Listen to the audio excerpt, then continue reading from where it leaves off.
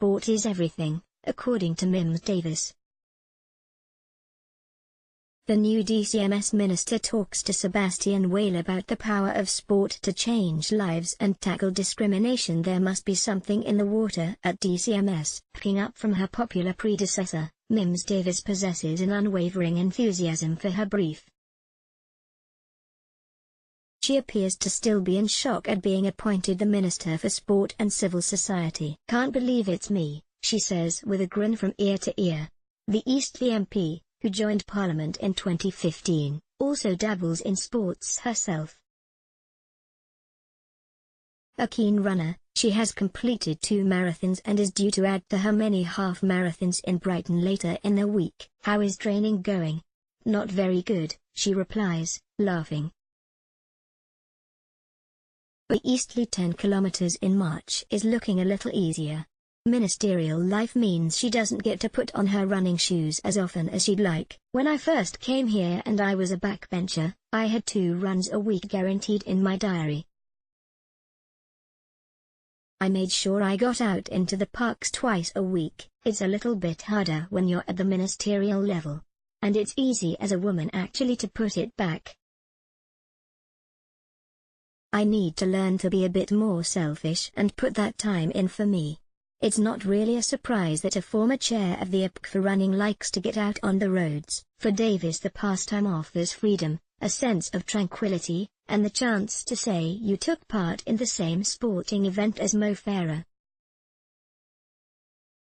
After giving birth to her first child, it also offered more accessibility than other sports such as netball, which she played competitively. "You don't have to be good at running, you just have to keep going one foot after the other.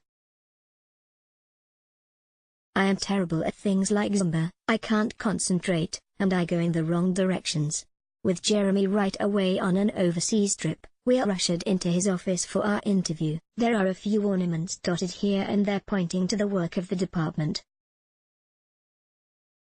A trumpet sits on a shelf behind a desk, the cushions are inscribed with DCMS text, and a Pinewood Studios seat is positioned next to the door. Pieces of contemporary art make up most of the decorations on the walls. Davies left the Wales office for DCMS in November after Tracy Crouch resigned over the delay to reducing the maximum stakes on FOBs. She made her first major policy speech in mid-February, where she outlined 3 pillars to her approach: participation, international opportunity and integrity around sport. "Sport is everything," Davies declares. "You don't have to be the person at the front. I've very often been the person at the back, and in a race that can be the most entertaining and fun and collegiate area to be in. Believe me, I've been there a lot. Sport can give you that downtime, it can give you that stress relief. It's good for your mental health, the endorphins that you get. With that positive effect of sport undeniable, does Davies see a correlation between a lack of access to sports facilities and the rise in childhood obesity and the number of children accessing mental health services? That's a difficult question. It's one we need to find the answer to, she replies. So, I don't think most people would leave their kids up precincts for 3 hours in the evening not knowing who they're talking to or what they're doing, but at the same time, we've got to let our kids go out and play. She adds, I find it with my kids. Have a great time, don't get muddy. No, it's fine, get muddy. I've got Persil. But you automatically do the cotton willing. We've got to let our youngsters have that sense of adventure. I'm fitter at 40-something than I was at 30. Still not very fit compared to what I was at 35, but we'll get there. The point is you can come to exercise at any age. Our young people need a chance to find what they enjoy, give them the chances and opportunities and they'll flourish. With several outstanding issues on sports governance, including historical allegations of child sexual abuse in football, Davies is keen to pick up the baton on safeguarding, which she argues will improve participation. They are all interlinked. Our governing bodies have a responsibility to step up to that, she says. and she has pledged strong action on rooting out racism and discrimination from sport. With a meeting with football leaders in the offing, racism feels like it had been creeping into our society as a whole. You've seen it even in politics, where being tolerant of intolerance was starting to look like an okay thing, she tells me. She praises Joe Root, the England cricket captain, who recently called out a West Indies player for an alleged homophobic slur. We don't want to see discrimination in any part of our society, whether it's in politics or whether it's in elite sport. Now, my job is to make sure in elite sport, it is stamped out, that there is no creeping insidious cloak where apparently in the heat of the moment it's okay. So, it was absolutely right that if you see it you call it out, you don't tolerate it, you stop it, she argues.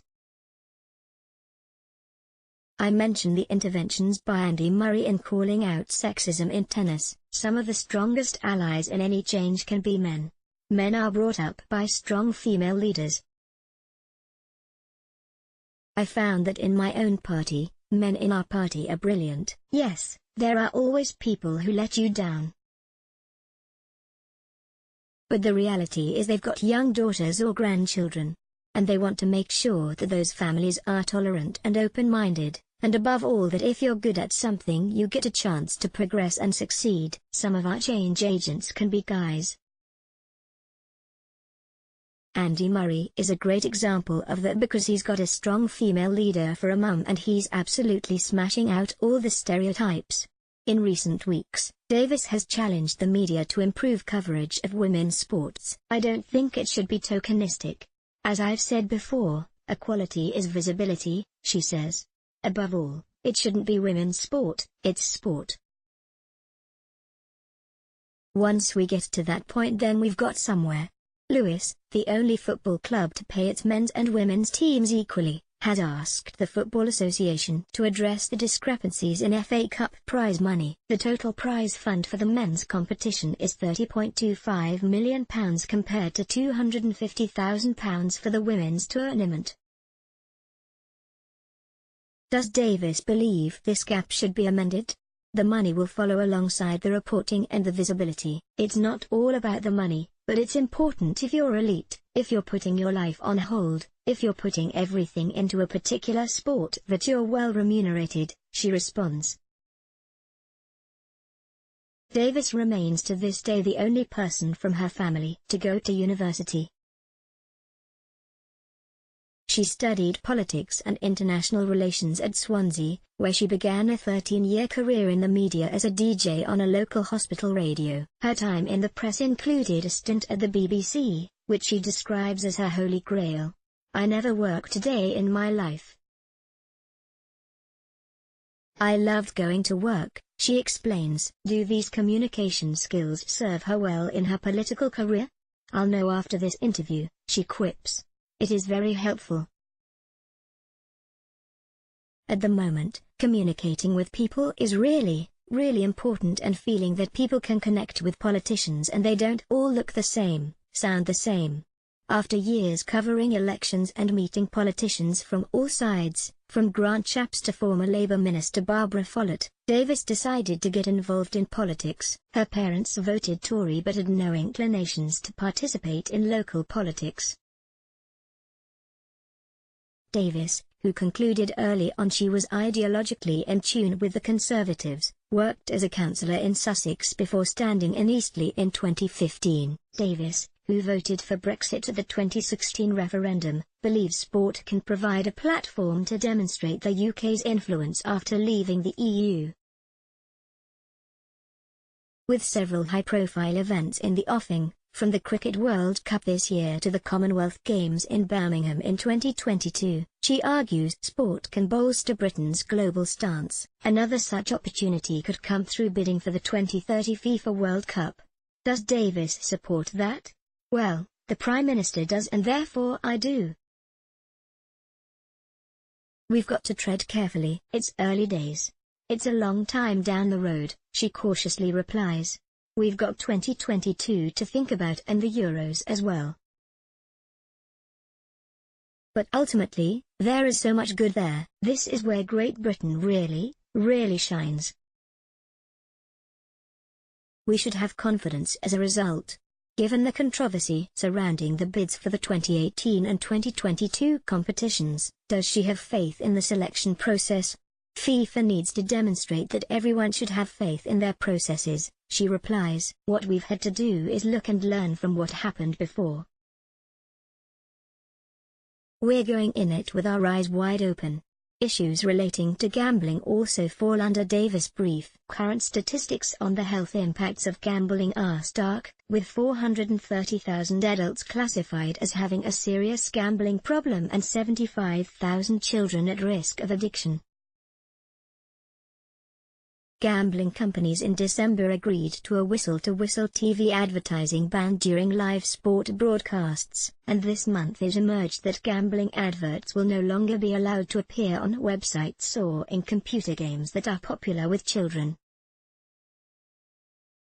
Is the next step in the process to ban gambling firms from advertising on sports clothing? While the government's gambling review has already reported, Davies says the study is ongoing. It doesn't mean that we've stopped. Ministers will continue to assess the case for taking further action, she adds. The minister, for the time being, is ready to act elsewhere, she reveals. There are other areas where I would like to see some things sorted out. That's around buying scratch cards at lotteries, 16 and 17-year-olds. I would like to act there. I'd be hopeful to do that soon. Is she calling for the sale of scratch cards to under 18s to be outlawed? Yes. We need to be very clear that gambling starts at 18. It's not to stop people from having fun, but it's also to protect those most vulnerable people. That's where the government needs to step in. For whatever reason, Davies cannot believe her luck.